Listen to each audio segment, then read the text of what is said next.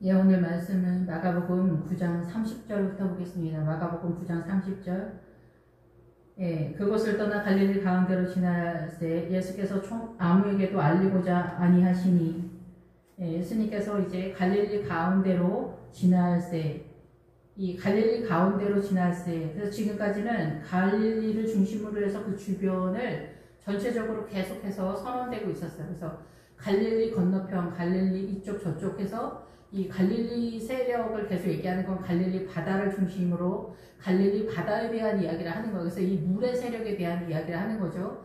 그래서 물은 하나님의 나라의 생수의 강의 물, 어린 양의 보좌로부터 흘러내려오는 그 생명의 물줄기가 있고, 사단으로부터 흘러가는 나일강의 사망의 물줄기가 있어요. 우리의 존재에 대해서. 예, 그런데 여기에서 이제 갈릴리 주변에서 계속해서 이 물의 세력, 그래서 갈릴리 주변의 세력을 계속 얘기했는데, 갈릴리 바닷가를 중심으로 그래서 이 물의 세력을 얘기한 거예요. 물. 그래서 사단의 이 문화권에 대해서 그래서 이 사단의 문화권의 문화 전통 사상과 이념, 이것이 계시록에 나오는 17장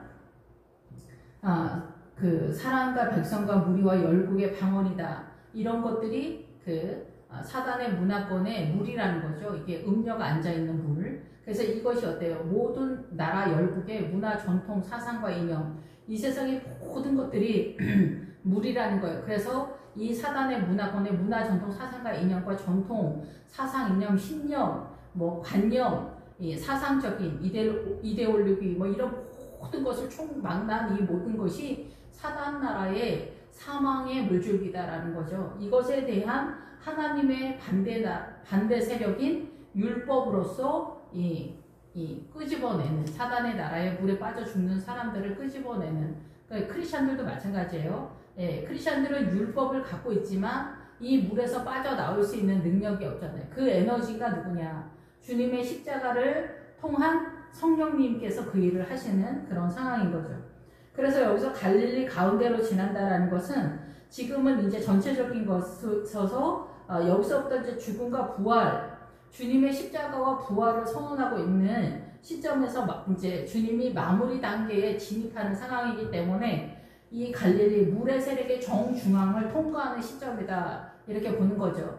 그래서 주님이 이제 기본적인 이 사단의 문화권의 물의 그름, 문화 전통 속에 사단이 어떻게 사람들을 미혹하는 문화 전통과 사상과 이념 속에 이렇게 이 세상을 통치하고 있는가. 그래서 그 코스모스의 세계, 이 세상을 말할 때 코스모스라는 단어를 쓰잖아요.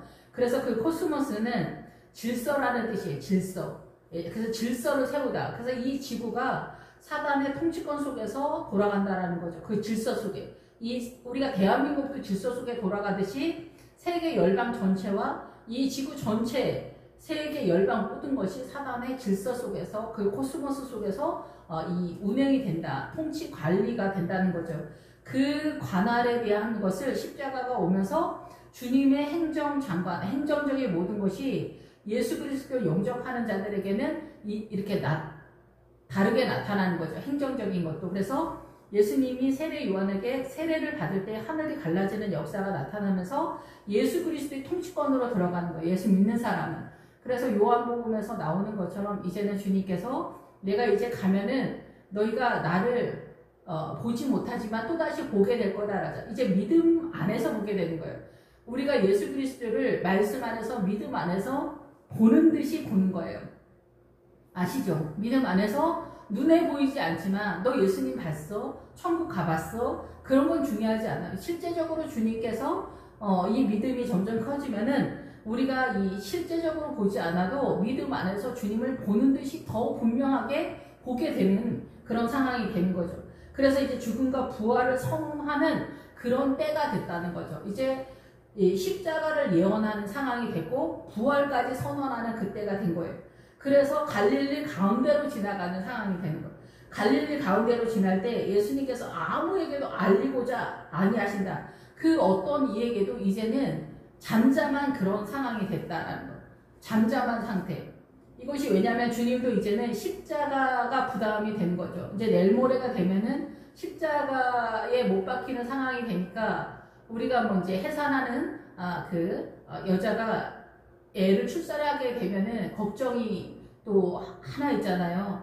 아, 출산을 어떻게 하지? 막 그런 것처럼 주님도 똑같다라는 거예요. 십자가 때문에 고통 가운데 있다. 우리가 보통은 이제 뭐 주님을 신적인 존재로 생각을 해서 말씀이 육신이 되어를 거부를 하고 주님이 십자가에 달렸는데 주님은 하나님의 아들이기 때문에 별로 고통스럽지 않다. 이게 하나님의 나라에 대한 이해가 너무 없기 때문에 그런 소리를 하는 사람들이 더러 있어요. 또 우리가 신학 공부를 할 때 보면은 그런 것이 아니라 주님은 실제적인 그 십자가의 고통을 우리가 느끼는 거하고 동일하게 느끼는 거죠. 그래서 우리가 어떤 일을 할 때 염려가 되는 것처럼 주님도 이 십자가의 고통을 예상하고 있기 때문에 이 십자가의 고통에 대한 두려움이랄지 이런 상태에 있다라는 거죠. 이는 제자들을 가르치시며 또 인자가 사람들의 손에 넘겨져 죽임을 당하고 죽은 지 3일 만에 살아나리라는 것을 말씀하셨기 때문이더라. 그래서 주님께서 이 전에 이제 너희들이 그 세운 성전을 헐고 내가 3일 만에 새로운 성전을 세운다. 이렇게 3일 만에 내가 세운다. 그 얘기를 하잖아요. 이제는 구약에 형상화되었던 그 모든 말씀이 믿음 안에서 이제는 십자가를 통한 성령님에 의해서 믿음 안에서 이 모든 것이 살아나는 거예요. 믿음 안에서 이 모든 것이 살아나서 솔로몬의 성전이 우리 믿음 안에서 살아나는 예수님의 십자가를 통해서 그런 상황인 거죠. 그래서 예수님 자신이 성전이 되는 거예요. 예수님 자신이 성전이 돼서 새 예루살렘 성이 바로 어린 양의 성전의 형상인 거죠. 그래서 인자가 사람들의 손에 넘겨져 죽임을 당하고 죽은 지 3일 만에 살아나리라는 것을 말씀하시기 때문에 그러나 제자들은 이 말씀을 깨닫지 못하고 묻기도 두려워하더라. 그래서 이 상황에서는 주님이 죽는다고? 그럼 뭐 어떻게 되는 거야? 또 부활하신다고? 그건 또 뭐야? 우리는 익히 알고 있지만 이 상황에서는 부활을 영적인 부활로만 이해를 한 거예요. 우리가 죽으면은 우리의 영이 살아서 하나님의 나라에 가게 되는 그 영적인 부활만 생각했는데 여기서 말하는 육의 부활은 상상을 못한 거죠. 그래서 지금도 육의 부활을 믿지 못하는 사람들이 많고 신천지 이만희 같은 사람들이 예수님이 십자가에서 실패를 했기 때문에 자기가 성령이라는 거잖아요. 자기가 죽어서 실패했기 때문에 이런 식으로 생각하는 사람들도 굉장히 많다라는 거죠. 믿음 안에 똑같이 있지만은 이 신앙관이 엉뚱하게 전개되어지는 사람들이 굉장히 많아요.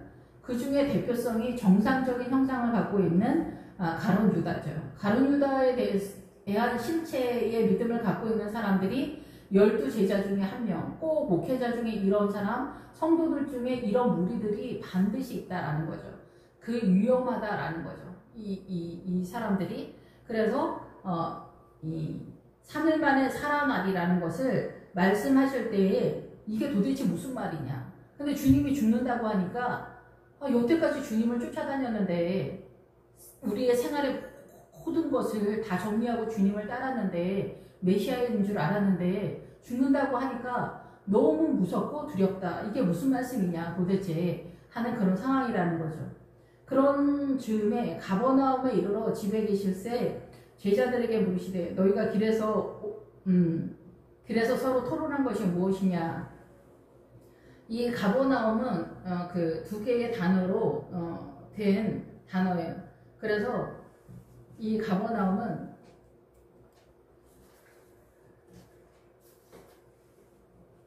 전에도 말씀을 드렸지만 위로의 마을이다. 기본적으로는 우리가 이렇게 알고 있는데 위로의 마을이다. 그래서 위로하다, 동정하다, 뭐 후회하다, 한숨 쉬다, 원수를 갚다 이런 뜻도 있는데 여기에 속죄의 은혜를 하는 그런 상태도 있어요. 속죄하다, 정결케 하다 이런 주님의 십자가의 은혜가 있는 속죄의 장소다. 그러니까 은혜가 많은 자리다 이렇게 볼 수가 있죠. 가버나움에서는. 근데 그 가버나움에서 너희가 길에서 토론한 것이 뭐냐. 그러면서 이 집에 오면서 이 제자들이 토론한 게 아니라 이 실제적인 이 길은 뭐냐면은 인생의 여정에 대한 얘기를 하는 거예요. 그 믿음의 여정에 대한 이야기를 하고 있기 때문에 우리가 이제 뭐 회사 같은 데에서도 이 팀이 있으면은 뭐 팀장이 있으면 그렇지만은 그 다음 팀장이 누가 될 것 같냐. 여기에서 대장이 누군 것 같냐, 그 다음에 또 누가 될 것 같냐, 이런 게 있잖아요. 그리고 교회에서도 장로님들이 여럿이는데 굳이 뭐 수석 장로님이라고 말하지 않지만은 그 중에서 여기서 제일 수석 장로님 같은 분이 누구냐, 이런 분들이 있잖아요. 장로님들이 이제 수십 명이 되기 때문에 거기서 이제 대장격인 장로님이 누구냐 막 이렇게 얘기하는 거예요. 그래서 여기에서 이제 우리가 보통은 이제 베드로라고 이해를 하고 있는데, 자기네끼리 있을 때 누가 대장이냐 이렇게 얘기를 하는 거죠. 근데 항상 여기서 예수님이 베드로와 요한과 야고보를 데리고 다녔기 때문에 이 세 사람 중에 한 명 아니겠어? 베드로일까? 요한인지도 몰라. 뭐 베드로는 앞에 있는 것 같지만 실상 요한인지도 몰라. 이렇게 얘기할 수 있죠. 지금 우리가 요한복음을 훨씬 더 가치 있게 보잖아요. 베드로는 뭐 이 베드로 전후서밖에 써지 않았기 때문에 요한이 더 세력가가 아니냐, 실질적으로 내용적인 면에서 막 이렇게 생각하시는 분들도 있거든요. 근데 이 성경 전체에서는 베드로가 제일 우선된다 이렇게 볼 수가 있겠죠. 근데 어쨌든 간에 여기서 이 세 명 중에 한 명 아니겠어? 자기네끼리 일단은 그렇게 압축하지만 누가 제일 누가 첫째겠냐, 이렇게 서로 누가 크냐 하고 쟁론하였다. 토론을 했는데 철저한 토론이 있었다. 심각하게 얘기를 했다라는 거죠. 심각하게. 네, 그래서 이제 뭐 교회 내에서도 이런 얘기가 나오면 누가 크냐, 누구 집사님이 더 대단하지, 뭐 심각하게 얘기한다. 이 부분에 있어서. 그래서 이런 것들이 어떻게 보면은 자만심이나 인간적인 어떤 우월감이나 이쪽으로 빠지기 때문에 굉장히 위험한 거예요. 우리가 그냥 아무렇게나 얘기하는 거지만, 근데 주님께서는 이 부분을 짚고 넘어가고 싶었었던 것 같아요. 그러니까 이게 성경에 나오는데, 예수님께서 니네 길에서 뭘 가지고 그렇게 얘기를 심각하게 했냐 라고 물었더니 아무 말도 하지 않는 거죠. 그랬더니 이제 자기네도 살짝 찔리는 거죠. 예수님 앞에서 약간 그런 분위기인 거죠. 그러니까 누구든지 첫째가 되고자 하면 무사람의 끝이 되며 무사람을 섬기는 자가 되어야 하리라, 이렇게 선언하는 거예요. 누구든지 첫째가 되고자 하면은 이 사단의 문화권의 원리에서는 어때요? 누구든지 첫사람이 되려고 하면은 튀어야 되잖아요. 예, 탁월해야 되잖아요. 예, 그래서 우리가 이제 뭐 그 문화나 그 팀이나 그 공동체에서 원하는 그 요구 조건에 맞춰서 자기를 거기다 이렇게 보이는 거잖아요. 뭐 부장님의 원하는 스타일, 아니면 이 회사가 원하는 스타일, 다 집집마다 틀리는 거예요. 가족 중에서 우리 집에 제일 가는 아들은 누구냐, 맏아들이냐, 큰딸이냐, 이게 아니죠. 이 자식들 중에서 부모가 원하는 욕심에 부합하는 자식이 큰아들인 거죠. 예, 그래서 딸들이 보통은 세력인데 그 딸들 중에서 그 잘 사는 딸, 시집 잘 가고 돈 많은 딸이 있다. 그러면 진짜 이제 1등 가는, 맏아들 이상 가는 그런 상황이다, 이렇게 보는 거죠. 그런 것처럼 이런 얘기를 할 때 우리 진짜 막 심각하게 얘기하잖아요. 심각하게 쟁론한다. 그래서 쟁론한다라는 거, 심각하게 토론한 거예요. 진심으로 막 토론하는 그런 상황이 되는 거예요. 그러니까 첫째가 되고자 하면은 이런 상황이다라는 거예요. 그래서 이제 고모들이 잘 살면은 친정에 와서 친정을 초토화시키는 거예요. 그러니까 고모들 중에 너무 잘 살면은 좀 어려울 수 있죠. 이제 이쪽에서는. 예, 뭐 도와주면은 문제는 안 되지만은 도와주면서도 하여튼 여러 가지 상황이 이제 나타날 수가 있습니다.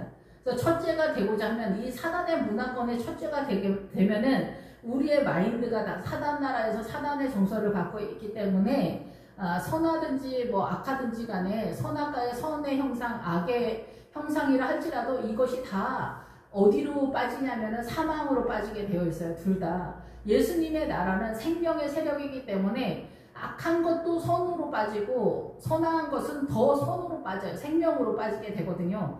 그래서 예수님의 나라는 모든 것이 협력하여 어떻게 선을 이룬다 해서 모든 것이 협력하여 생명이 살아나는 것으로 역사를 하는데, 사단 나라는 선의 형상이든지 악한 형상이든지 선의 형상이 더 지독한 그 부패의 세력으로 다 종합적으로 협력하여 사망으로 이끌고 가는 사단 나라의 질서다라는 거죠. 그래서 여기서 첫째가 되고자 하면은 사단 나라는 그렇게 흘러가는데 무사람의 끝이 되어야 된다. 하나님의 나라는 무사람의 끝이 되어야 된다. 그래서 모든 사람의 끝이 뭐냐? 무사람 모든 사람의 끝이 되는데 가장 가치가 없고 가장 작은 존재가 된다라는 거예요. 마침내 끝으로 아무것도 아니다라는 거죠. 그래서 제가 그 주님께도 주님 저한테 왜 아무것도 안 주냐? 왜 나한테는 아무것도 안 주냐?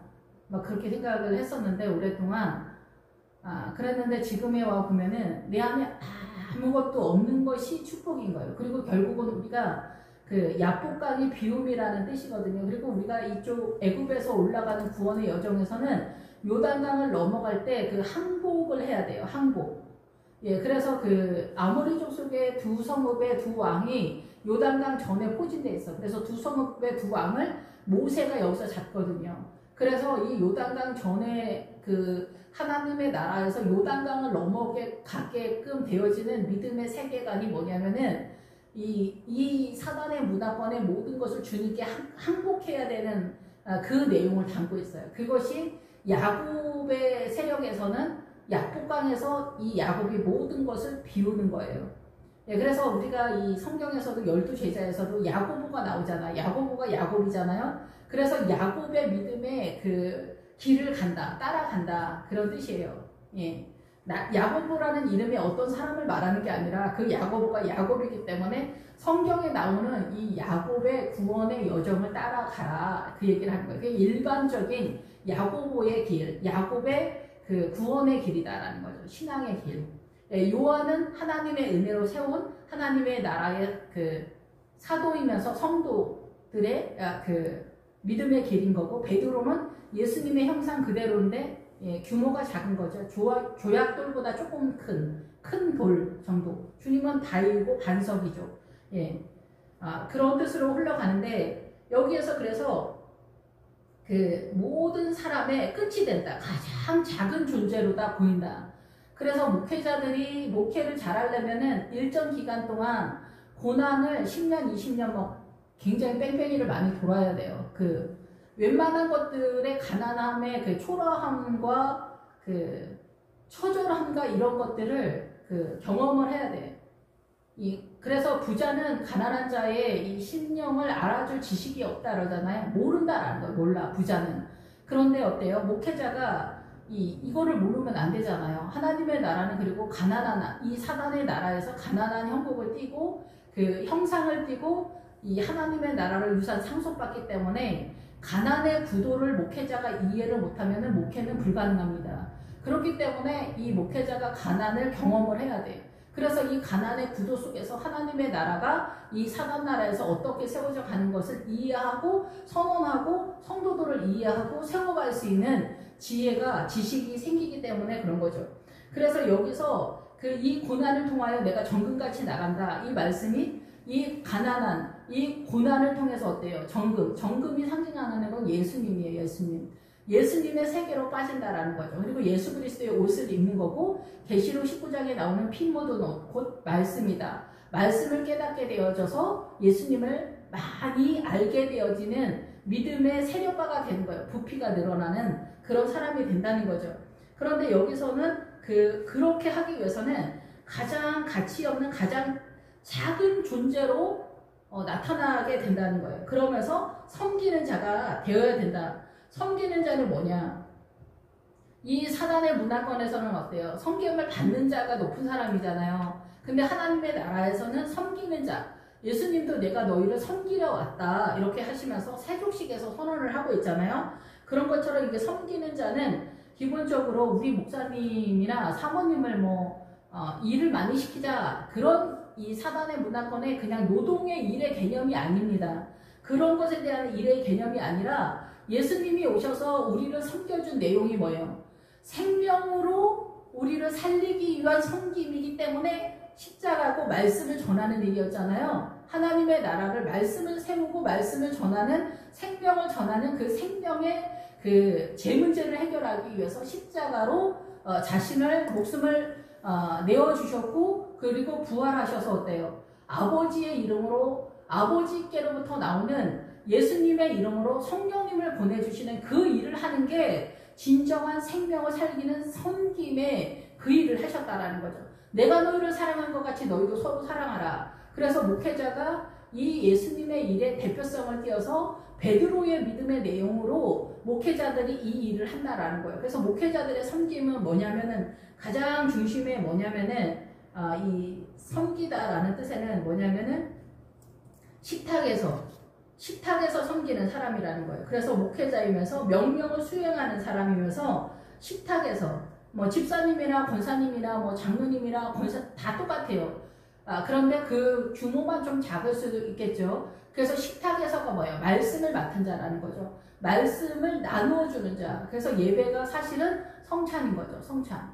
예배 때마다 말씀을 띄어서 나눠주기 때문에 이 일이 가장 중요한 섬김의 메인이다. 이렇게 볼 수가 있죠. 중심 세력이다. 이렇게 볼 수가 있습니다. 그러시면서 이것이 섬기는 자다. 생명을 위해서 섬기는 자다. 예수님이 생명을 위해서 십자가로 너희를 섬겨준 것 같이 목회자가 성도들을 생명을 위해서 섬겨주는 거죠. 그래서 목회자들은 이 성도들이 잘 먹고 잘 살고 이 부자로 사는 것에 대한 번영의 축복 설교도 이 한쪽 귀퉁이로 중요합니다. 그러나 여기에다가 이거를 중심에다 두면은 망한다라는 거죠. 정말 중요한 건 뭐냐면은 제 문제를 다뤄서 성도들이 생명으로 빠지는 이 사단의 문화권에서 예수 그리스도의 생명으로 빠지는 그 말씀을 맡은 자가 돼서 생명을 살리는 일에 집중을 해야 된다라는 거죠. 목회자들은 이거하고 똑같은 사명을 가진 자가 있어요. 그게 누구냐? 엄마들. 그래서 하와가 생명이라는 뜻이잖아요. 그래서 이 하와는 생명의 사명을 맡은 자예요. 그래서 엄마들은 각각 자기 집에서 이 목회자가 이 교회 공동체를 섬기는 그 내용으로 엄마들은 집에서 자기 가족을 그 생명으로 섬기는 자다라는 거죠. 그러면은 이 엄마들도 마찬가지죠. 그 자기 가족들을 자식들한테 뭐 존댓말 쓰라는 얘기가 아니라 그 아이들을 어떻게 생명으로 섬길까. 그것에 있어서 잔소리 많은 게 아니라 잔소리 한다고 해서 애들이 듣지 않잖아요. 예. 오직 주님의 은혜로 이 하나님의 나라 생명이 우리 가정에 믿음을 유산 상속받을 수 있다. 세울 수 있다. 그 원리를 깨달아가면서 이 엄마도 자기 가족을 남편과 자녀에게 하나님의 나라를 세우는 그 사명자로서의 사명을 감당해야 된다라는 거죠. 그러니까 엄마들도 애타지 말고 주님의 은혜로 섬기는 거예요. 목회자도 마찬가지죠. 목회자가 뭐 옛날에 김진우 목사님도 그렇지만은 옛날에 가난하던 때에는 뭐 밀가루 나눠주고 뭐 갖다주고 뭐 섬기고 일해주고 뭐 별거 다 했지만은 뭐 지금도 그래서 장례식 뭐 이런 거 다 맡아서 해주고 막 이러잖아요. 예, 그런데 그런 건 중요하지 않은 거예요. 이미 돌아가신 분이니까. 예, 그런데 이런 것 뭐 도움은 되지만은 그런 게 중요한 게 아니라 생명이에요. 근데 이런 일을 해주면서 이제 생명이 흘러가는 그런 구도인 거지. 그러니까 우리의 이 사고 속에 우선순위가 뭔가 이거를 이제 인지하는 게 이제 중요한 거지. 근데 우리가 막 일을 하다 보면은 장례식 도와주면서 시험이 드는 경우가 굉장히 많아요. 그런데 이 장례식을 계기로 해서 생명이 흘러가고 그 집안 식구들을 다 알게 되면서 예수님 믿으라고 이렇게 해주는 것이 굉장히 자연스럽잖아요. 말을 하지 않아도 이쪽에서 도와주는 입장이니까 이쪽에서 이제 마음을 강팍하게 하지 않는 구도기 때문에 감사하게 생각하는 구도기 때문에 이 생명이 흘러가는 구도죠. 이런 것들이 이제 하나님의 나라로 부르는 이 역할이 될 수 있다. 사건이 될 수 있다. 이렇게 보죠. 물론 다 아시는 얘기지만 그렇게 돼서 우리가 이 섬기는 일을 하는 거다. 그러니까 이 목회자가 목회를 하면서 항상 조심을 해야 돼. 뭘 조심해? 내 마음을 조심해야 돼. 근데 저도 이제 이 목회를 하다 보면은 반말이 나오고 말을 세게 나가게 되고 막 이래 돼요. 예, 이런 것들이 뭐 더러운지 그럴 수도 있고 그럴 수도 있지만은 조심스러워야 돼요. 예, 근데 이제 권위가 또 중요한 것도 있어요. 또 이제 우리가 또 권위가 생각보다는 권위를 너무 내세우면 안 된다 그러는데 주님에 의한 권위가 있을 때 생명이 굉장히 세력적 적극적으로 나갈 때가 있거든요. 인간적인 권위가 아니라. 그런데 정작 필요한 권위가 우리가 인간적인 마음일 때는 목사님들이 밀려서 장로님한테 밀리고 집사님들한테 밀리고 안수 집사님들한테 밀리고 기본적인 말도 못할 때가 굉장히 많아요. 사실은 밀려서, 마음이 밀려서. 그러니까 믿음에 약하면은 이게 밀린단 말이에요. 그래서 믿음이, 이 목회자는 믿음이 세야 돼요. 엄마도 마찬가지예요. 엄마도 그렇잖아요. 엄마가 막 자식들한테 쩔쩔매잖아요. 7살, 8, 9살, 초등학교 1, 2학년만 돼도 엄마가 울면서 애를 해내지를 못하는 우리 아이가 달라졌어요. 막 그런 거 있잖아요. 그게 교회에서 어른들이 그렇게 막 세게 나온다고 생각해보세요. 이게 얼마나 어려운지. 예, 여러분, 우리가 회사에서는 이 이득관계를 따라서 이 질서가 가잖아요. 이 직장인들은 다 자기의 이득관계 속에서 욕심을 따라 거기 딱 세워졌기 때문에 사단의 질서에서는 딱 돼요, 기본적으로. 근데 교회는 그게 아니잖아요. 그리고 성도님들도 내가 헌금 내면서 왜 듣기 싫은 소리를 들어야 돼? 우리가 목사님을 먹여 살리는데 막 이렇게 생각을 하시는 분들도 있기 때문에 이게 이상하게 돌아갈 수 있어요. 그러니까 여기는 하나님의 나라이기 때문에 하나님의 권위, 하나님의 나라의 믿음을 보여줘야 돼요. 근데 이게 참 어렵죠. 예, 다 아시는 얘기지만. 예, 그래서 여기서 섬기는 일, 예, 이게 굉장히 다방면으로 어렵습니다. 정상적으로 하나님의 나라를 섬긴다는 것은 굉장히 어려워요. 예, 그래서 목회자가 서는 게 시간이 굉장히 오래 걸려요. 그래서 요즘은 이제 젊은 담임 목사님 좋아하셔서 젊은 담임 목사를 빨리 세우고 싶다 이러는데 젊은 요새 목사님들이 믿음에 있어서 깜짝 놀랄 정도로 뭘 모르시지. 예. 근데 이제 설교할 때는 답답하지 않다는 이유로 그리고 젊은 목회자를 빨리 세워야 된다는 여러 가지 환경적인 요인들 속에서 우리가 밀리기도 하는데 참 난감한 마지막 때가 아닌가 그런 생각이 듭니다. 그래서 주님께서 어린아이 하나를 데려다가 그들 가운데 세우시고 이 어린아이는 우리가 이제 교회에서 어린아이 같이 되어야 된다 그래서 율동도 애들처럼 막 귀엽게 하고 막 이런 짓을 하는 게 어린아이의 믿음이 아닙니다. 어린아이의 짓을 하라는 게 아니라 기본적인 것은 뭐냐면 자존심을 내세우지 말라는 거예요. 자존심.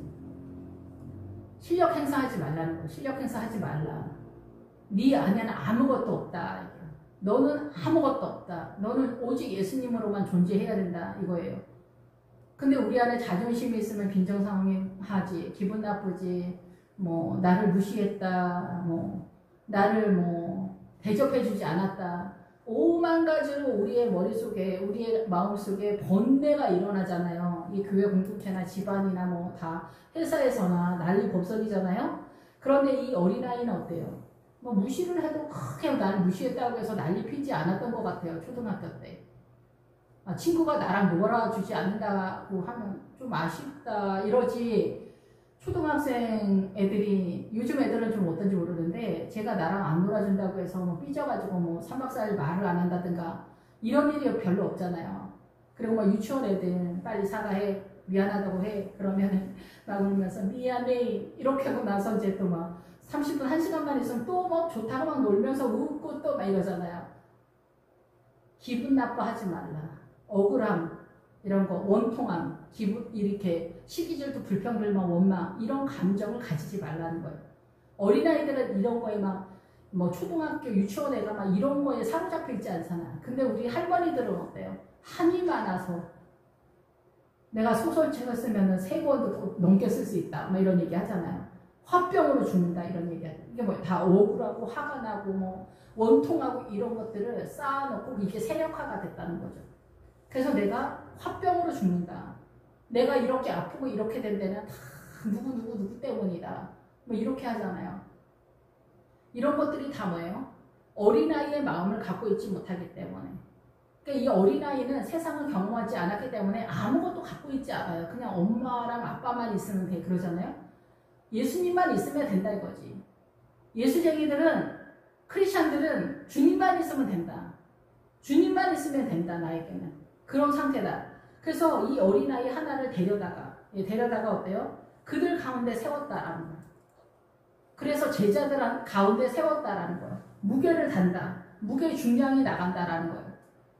그래서 우리의 믿음은 실제적으로는 사실상 이 어린아이에서부터 자랐는데 결국은 이 야복강 나루터나 요단강 넘어갈 때 이 세상의 모든 것을 항복하고 주님께 맡기고 마음을 비우고 오직 주님으로만 그 에서와의 전쟁에서 승리할 수 있는 그 기운 하나, 오직 주님 하나, 주님만 남은 거예요. 주님만 남은 그 상태가 되는 거예요. 이 사단의 문화권에 내가 살아있는 그 어떠한 것도 있으면 벌레가 나고 냄새가 나고 사단의 근심과 염려 속에서 난리가 나는 상황이 되기 때문에 나의 모든 소유권을 주님께 넘기는 그런 상태가 되는 것. 그것이 세우고시고 가치가 나간다. 메네메네 대개 우바르신 다니엘서에 나오는 벨사살 왕이 저울에 달려서 모자람이 되었다라는데 이 세우시고에 대해 중량이 나간다.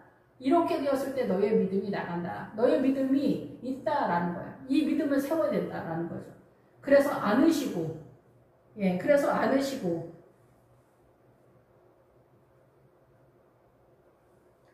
안으시고는 뭐냐면은 우리가 다 아는 그런 뜻이지만은 질적인 신성을 얘기해요. 그래서 거룩함, 순결, 신성한, 결백한, 봉헌된 성도 이렇게.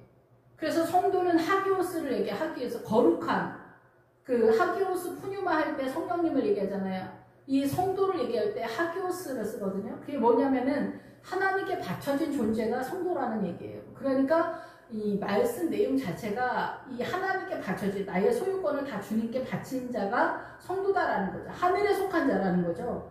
그런 것처럼 여기에서 안으시고가 바로 하나님께 바쳐진 존재다라는 거예요. 그래서 우리의 소유권의 모든 것을 주님께 바쳐진 존재. 가장 중요한 건 뭐냐면 이 사고.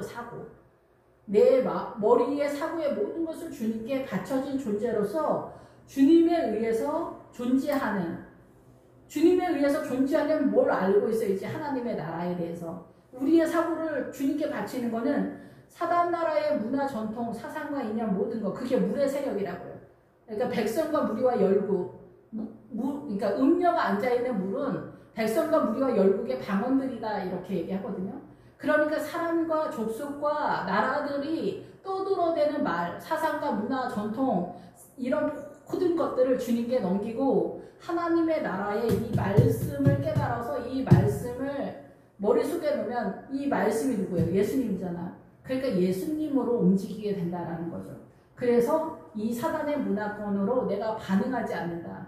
그런 존재를 주님이 이 제자들을 여기에서 이 사건을 통해서 뭐예요? 어린아이 하나를 데려다가 그들 가운데 세우셨다라는 거는 이 제자들을 그렇게 세웠다라는 거죠. 섬기는 자가 되라. 말씀으로 성도들을 생명, 제 문제를 다루어주고 그들이 생명으로 예수 그리스도로 빠지도록 섬겨줘라.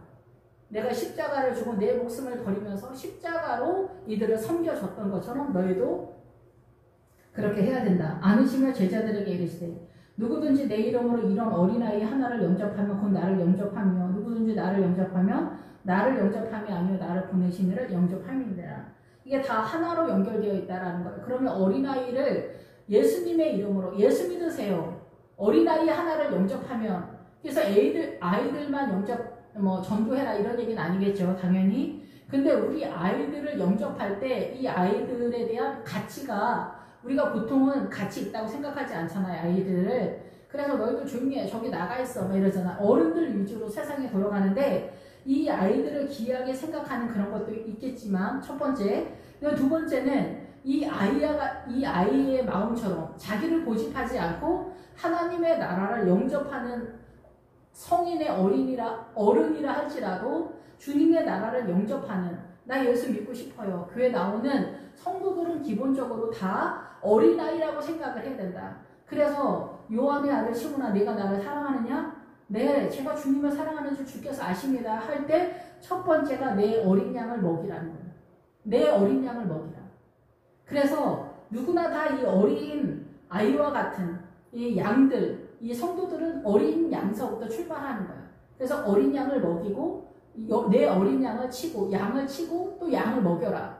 계속해서 말씀은 공급돼야 되면서 돌봐주면서 이 어린 양을 먹이라는 거예요. 그래서 여기서 어른이나 성도들, 어른이나 아이들이나 다 하나님의 나라에 대해서는 어린아이와 같이 하나님의 나라를 꿈꾸면서 하나님을 채우는, 예수님을 채우는 그 구도라고 한다면 너희는 나를 영접하는 것이 되고 나를 영접한 사람은 아버지를 영접하는 것과 동일하다라는 거죠. 이것이 같은 영으로, 생명으로 주님의 나라에서 하나로 연결이 되어 있기 때문에 그렇다라는 것입니다. 그래서 우리 모두 다 뭐 직장 생활을 하든 가정에서 아빠든 자녀든 엄마든 다 동일한 이 생명력으로 예수님의 이름으로 섬기는 이 일을 해야 돼요. 근데 이게 참 어려운 것 같아요. 우리가 다 섬김을 받지 못하거나 우리가 뭐 교회에서 목사님이 나한테는 인사를 하지도 않으시고 의사장님 오신다, 변호사장님 오실 때만 목사님이 막 인사를 엄청 반갑게 하시고 나 같은 가난한 권사는 오셨어요 권사님 인사도 제대로 안 하고 나 기분 나빠서 교회를 옮길 거다 이렇게 하시는 권사님도 있다니까요. 이렇게 하면 안 된다는 거예요. 목사님이 나한테 권사님 오셨냐고 손 붙들고 인사하지 않아도 저 장로님들한테만 인사한다 할지라도 그건 중요하지 않다. 아직 내가 살아있기 때문에 그런 거죠. 오직 주님으로. 오히려 내가 목사님한테 인사할 수 있는 것만으로도 우리가 영광이라고 생각을 해야 돼요. 우리가 뭐 서울 같은 데 이렇게 돌아다니다 어쩌서 탤런트 만나면 길에서 그 탤런트랑 인사를 하지 않아도 엄청 반갑고 막 그러잖아요. 저 탤런트 지나간다. 누구누구네? 내가 좋아하는 누구 탤런트야. 웬일이야. 막 그렇게 생각하잖아요. 저만 그런가요? 되게 반갑고 막 이러잖아요. 저 사람이 나를 아는 체 하지 않아도 내가 보는 것만으로도 내가 예수님을 만나면 어떻게 돼? 내가 진짜 바닥에 엎드리겠지. 주님이 나 같은 죄인을 만나주시다니 땅에 엎드리겠지. 주여 나는 죄인입니다.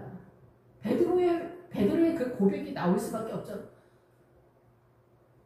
근데 목사님을 만나서 목사님 나에게 생명의 말씀을 전해주시는 목사님 얼굴 보는 것만으로도 너무 반갑잖아요. 저 서울에 있을 때 제가 좋아하는 저희 교회 목사님을 제가 되게 좋아했어요. 교회 이제 여러 교회 두 군데를 다녔는데 이제 청년기 있고 이제 뭐 몇 년 다닌 교회가 있어요. 거기는 이제 제가 잠시 다녔는데 거기 이 목사님을 제가 되게 좋아해가지고 다닌 목사님이랑 뭐 제가 감히 인사도 못해요. 장로님들이랑 막 인사하고 그런 거 그냥 지나가시지. 목사님 얼굴만 보는 것만으로도 너무 영광스러웠어요. 그런데 우리가 이제 보통 이제 이렇게 조그만 교회에서는 그렇게 생각을 못하는 것 같아요. 그냥 제 생각이에요. 근데 아무튼 우리가 이 예수님으로만 이렇게 있으면은 제가 요즘 개인적으로 기도하는 거 그런 거였어요. 우리 뭐 이렇게 기분 나쁘면은 나를 무시하는구나. 잘났다 이거지? 알았어. 잘났어. 뭐 우리가 오만 가지에서 뭐 빈정상하고 기분 나쁘고 그러면은 내 머릿속에서 나 혼자 뭐 생각 돌아가는 거 있잖아요. 주님, 하나님의 나라에서도 하나님의 나라처럼 제 머릿속에 그렇게 해주세요. 하나님의 나라에서 선한 것이 어쩌면 저럴까? 어쩌면 저렇게 아름다울까? 주님, 어떻게 제가 하나님의 나라로 이 머리가 돌아가서 이렇게 해야지. 옛날에는 너무 막 기도하기 싫었는데 옛날에는 이 성경 막 작업하는 것도 너무 힘들었는데 죽을 것 같은데 주님이 이끌어 주시라고. 오늘 갑자기 빨리 하고 싶다. 막 이런 거 있잖아요. 주님이 나를 이끄시는 주님 그렇게 인도해 주시라고. 내가 사단 나라에 대해서 막 예민하게 쓸데없는 거에 막 발동이 걸리고 머리가 막 빡빡 돌아가고 막 그런 것처럼 사단도 나한테 막 그렇게 했는데 주님도 저한테 그래 주셔야 되는 거 아니냐. 하나님의 나라에 대해서 어쩌면 저렇게 사랑스러울까. 주님 저를 축복하게 해주시라고. 이런 하나님의 나라의 그 열매들이 사랑과 온유, 겸손과 양성, 뭐 충성 이런 거 있잖아요. 성령의 9가지 열매가 나의 심령 속에 예수님으로 내가 막 만들어서 유선적으로 만들고 막 그런 척 해서가 아니라 주님이 막 그렇게 흘러가게 해주세요. 주님이 막 흘러가. 그냥 내 안에서 막 주님이 막 흘러가. 주님이 막 흘러가. 그러니까 베드로가 정말 예수님 만났을 때 나는 죄인입니다. 주님 앞에 엎드릴 수밖에 없는 거야. 그 주님의 그 영광 앞에서. 엎드려. 아예 바닥에 깔고 땅속으로 들어가고 싶을 만큼 주님의 그 영광과 그 영화로움 앞에 그렇게 됩니다. 주님 우리를 그렇게 해주시라고. 근데 우리는 사단 나라에서 5만 4방 8방 5만 가지로 막 시험이 들잖아요. 사단은 그냥 남들은 그냥 지나가는데 우리 머릿속에 막 그냥 번뇌가 근심과 염려가 막 휘몰아치잖아. 한순간도 빠짐없이 24시간 풀가동으로 365 수십 년 동안 내 나이만큼 돌아가지 않습니까? 어린아이 때는 아무 근심 걱정이 없다가 어른이 되면 할머니가 되면 한많은 인생 죽는다. 한이 많아서 죽는다. 원통하고 절통하다. 이게 사단 나라의 열매인 거예요. 여기서 어떻게 빠져나갑니까? 우리는 사단 나라에 대해서는 알고 있는데 말씀을 깨달아야 돼요. 그래서 요한복음에서 가나의 혼인잔치에서 6개의 물 항아리에 예수님의 말씀 그 물을 넣으면 어때요? 포도주가 되는 거예요. 예수님이 떠다줘라. 정말 하나님의 나라가 이렇게 놀랍게 흘러가고 있는 거예요. 이렇게 놀랍게 흘러가고. 채워줘야지. 6개의 물 항아리에 말씀을 한두 개 알아서는 안 돼요. 한 조각, 이 빵 조각을 가룟 유다한테 주잖아요. 가룟 유다가 이 빵 조각 한 조각 때문에 죽은 거예요. 한 조각의 그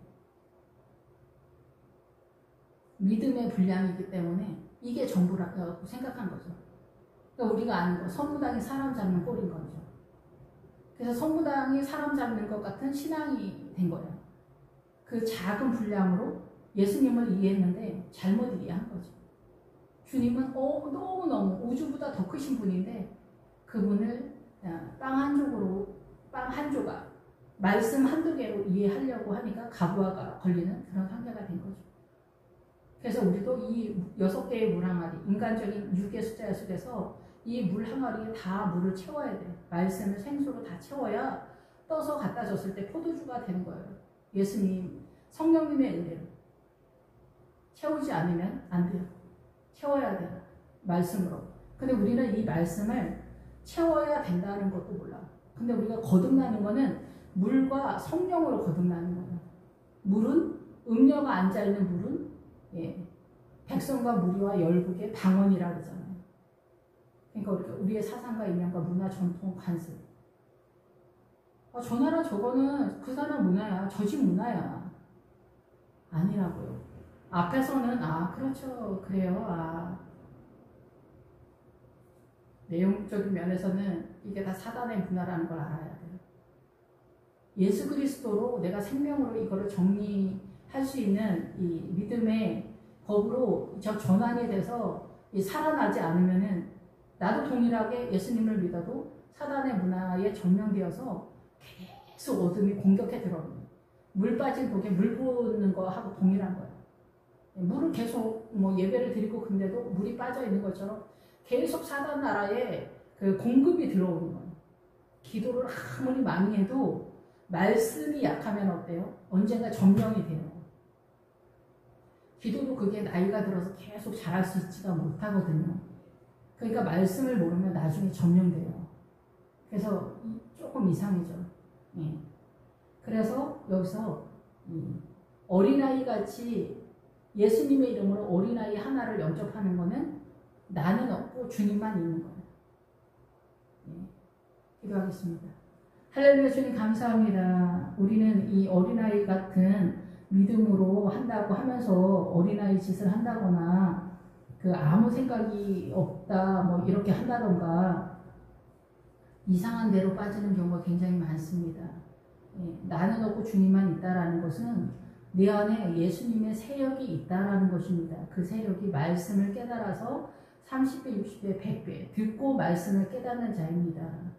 예, 듣고 말씀을 깨닫지 않으면 돌짝밭과 가시떨기 밭이 되어서 이 사단의 문화권에 가시떨기가 나를 사로잡아 삼켜버리는 결과가 되기 때문에 너무나 위험합니다. 주님, 저희는 주님 앞에 엎드릴 수밖에 없습니다. 주님, 우리는 죄인입니다. 불쌍히 여겨주시기 원합니다. 오직 주님으로 살게 하시고 말씀이 보이게 하여 주시옵소서. 예수님의 이름으로 기도했습니다. 아멘.